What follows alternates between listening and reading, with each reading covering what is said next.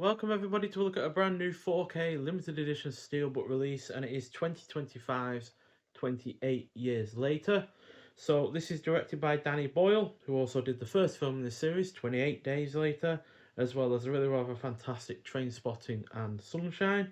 So this is a post-apocalyptic coming-of-age horror film, clocks in at 115 minutes long, had a budget of $60 million, and as of this video, made around 151 million at the box office. So not a massive success like, say, the Conjuring film that recently came out, but still a fairly decent success at the box office there.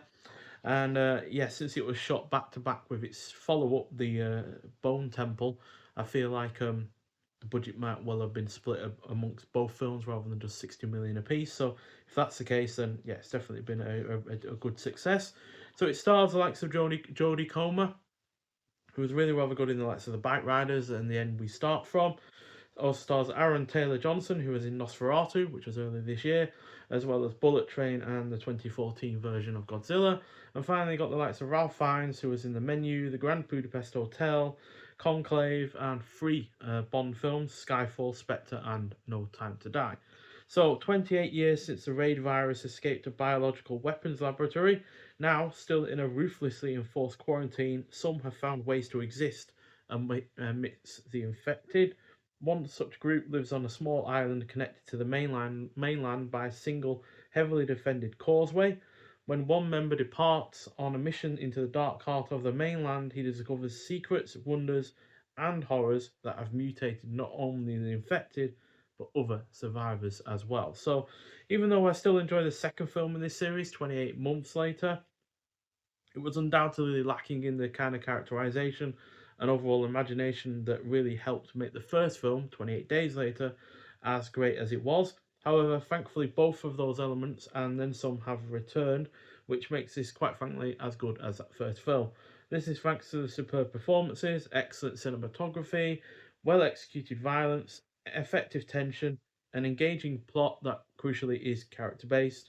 The production is solid, the score is good, the pacing is on point, and most surprisingly of all, this even had some emotional moments to it as well, which were quite impactful. So, yeah, on the whole, a very excellent film, quite frankly, and easily one of my favourite horror films of this year so far. I'd say Sinners slightly pips it just because that was such an amazing experience seeing that in IMAX. But whether or not it holds up to repeated viewings outside of the cinema, we'll have to find out. But yeah, this is still an excellent effort in its own right, and I really really like the artwork that we've got going on. Really minimalist, but tells the story even in itself because you've got the skull, and then you've got images of, I presume, the infected dripping down, and then on the top you've got our two leads, and then the forest and such that they go through on the top of the skull there. And then on the reverse, we've got the causeway leading to the island, but you've got infected running along it. And then you obviously got like a biohazard symbol there as well on the top there. So really nicely done. I like the colour scheme as well, the black and the grey. And then we have the 4K and the Blu-ray on the inside, with a shot from the film on the reverse, or on the backdrop, should I say. 4K looks excellent, as you'd expect from a film that is obviously modern and shot on uh, modern cameras, although this was obviously shot on iPhones for the most part, which, yeah, I can see why they did it, especially when you look at the behind the scenes and such, which we do have an element of here. So there are special features that are on the Blu-ray disc.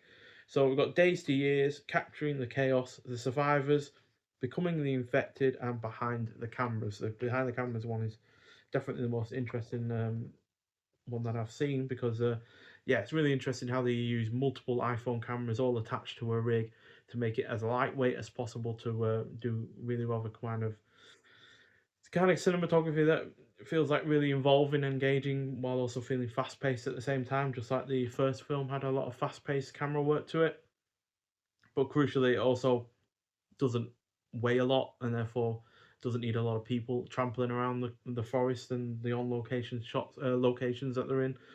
So therefore, the damage to the active environment is also lessened as a result of that as well. So yeah, really inventive way of doing it, and yeah, for the most part, it pays off. And yeah, there's some really good bullet time shots in this film as well, which really rather emphasise the violence in it as well. So yeah, overall a great film, 4.5 out of 5. Like I said, one of my favourite horror films of the year so far.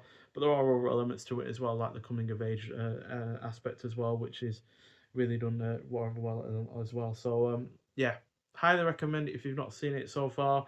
Really looking forward to the next film, although I am a little bit you know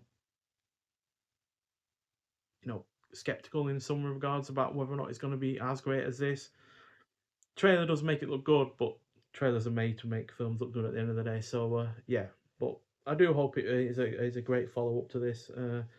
As long as it matches or slightly exceeds the quality of the second film 28 months later, then I think it will be a worthwhile follow up. But yeah, just a little bit unsure how it's going to pan out really. But hopefully my skepticism is unfounded.